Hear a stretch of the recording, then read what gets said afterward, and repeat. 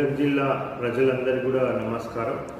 రాష్ట్ర ఎన్నికల సంఘం ఆదేశానుసారం ఈరోజు 9వ అక్టోబర్ 9th అక్టోబర్ నుంచి కూడా మనకి ఎంపీటీసీ జెడ్పీటీసీ ఎలక్షన్స్ యొక్క ప్రక్రియ అనేది కూడా మనకి స్టార్ట్ కావడం జరిగింది. మరి ఈరోజు 9th అక్టోబర్ రోజు ఫస్ట్ ఫేజ్ ఎంపీటీసీ జెడ్పీటీసీ ఎలక్షన్స్కి సంబంధించి నామినేషన్లు స్వీకరించడం అనే ప్రక్రియ కూడా ప్రారంభమైంది.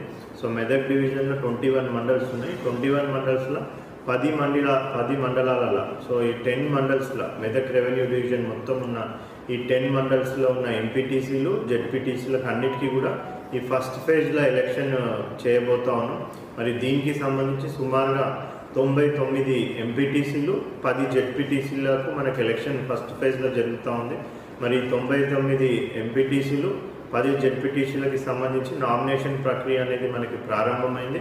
మరి వీటికి సంబంధించి ఎంపీటీసీలకేమో ఒక 36 మంది రిటర్నింగ్ ఆఫీసర్స్ని అపాయింట్ చేయడం జరిగింది. జెడ్పీటీసీలకు 10 జెడ్పీటీసీలకు గాను 10 రిటర్నింగ్ ఆఫీసర్స్ని అపాయింట్ చేయడం జరిగింది. మరి వీళ్ళందరూ కూడా ఈ రోజు నుంచి నామినేషన్స్ స్వీకరించడం జరుగుతూ ఉంది. మరి 9th, 10th, 11th so 9th October 10th October 11th October ఈ 3 రోజులలో ఈ ఫస్ట్ ఫేజ్కి సంబంధించిన ఈ 10 మెదక్ రెవెన్యూ డివిజన్ మండలాలలో మనకి రిటర్నింగ్ ఆఫీసర్స్ నామినేషన్స్ స్వీకరించడం జరుగుతుంది. సో అదేవిధంగా మనకి 12th రోజు ఈ నామినేషన్స్ స్క్రూటినీ అనేది ఉంటుంది. అదేవిధంగా మనకి అపీల్ ఏమన్నా చేసుకోవాలంటే ఎవరిదైనా నామినేషన్స్ రిజెక్ట్ అయినట్టయితే మరి జెడ్పీటీసీ నామినేషన్స్ రిజెక్ట్ అయినట్టయితే డిస్ట్రిక్ట్ కలెక్టర్ దగ్గర అపీల్ చేసుకోవాల్సిన అవసరం ఉంటుంది. అదేవిధంగా ఎంపీటీసీ నామినేషన్స్ రిజెక్ట్ అయితే ఎవరన్నా అపీల్ చేసుకోవాలంటే వాళ్ళు ఆర్డీఓ దగ్గర సో వాళ్ళు అపీల్ చేసుకునే ప్రొవిజన్ ఉంటుంది. సో ఆ అపీల్ ప్రొవిజన్ అనేది కూడా సో వాళ్ళు 13th రోజు మనకి వాళ్ళు అపీల్ చేసుకోవచ్చు. అదేవిధంగా ఆ అపీల్స్ అన్నీ కూడా డిస్పోజల్ చేయడానికి అవన్నీ కూడా మనం వెరిఫై చేసి కరెక్టా కాదని డిసైడ్ చేయడానికి మనకి 14th అక్టోబర్ రోజు అది డిస్పోజల్ చేయాల్సిన అవసరం ఉంటుంది.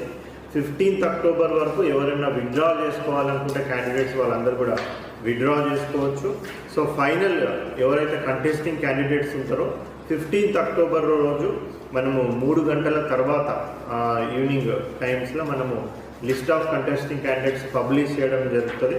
మరి ఆ 15th అక్టోబర్ రోజు పబ్లిష్ చేసిన ఒక వారం తర్వాత అంటే 23rd అక్టోబర్ రోజు మనకి ఎంపీటీసీ జెడ్పీటీసీలకు సంబంధించిన పోల్ అనేది కూడా మనకు జరగడం జరుగుతుంది. సో ఇదంతా కూడా మొత్తం మనకి ఈ ఫస్ట్ ఫేజ్ ఎలక్షన్కి. సో సెకండ్ ఫేజ్ కూడా సిమిలర్గా మనకి 13th అక్టోబర్ రోజు స్టార్ట్ అవుతుంది. సో దానికి సంబంధించి 27th అక్టోబర్ రోజు ఎలక్షన్ పోల్ అనేది ఉంటుంది.